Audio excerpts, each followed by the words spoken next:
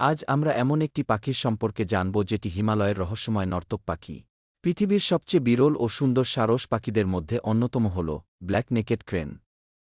এদের কালো গলা, ধূসর শরীর আর মাথার লাল দাগ সহজেই নজর কেড়ে নেয়।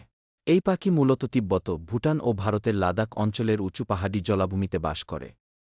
এরা পৃথিবীর একমাত্র আলপাইন ক্রেন, অর্থাৎ পাহাড়ি ঠান্ডা অঞ্চলে থাকা সারস পাখি।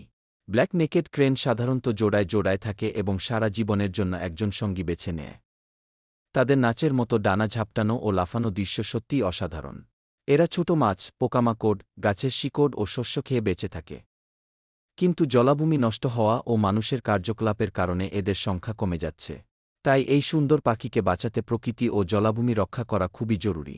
কারণ প্রকৃতি বাঁচলেই বাঁচবে ব্ল্যাক নেকেড ক্রেন। এমন আরও অনেক তথ্য জানতে চাইলে এই চ্যানেলটিকে সাবস্ক্রাইব করুন এবং আপনার পরিবারের সঙ্গে শেয়ার করে দিন।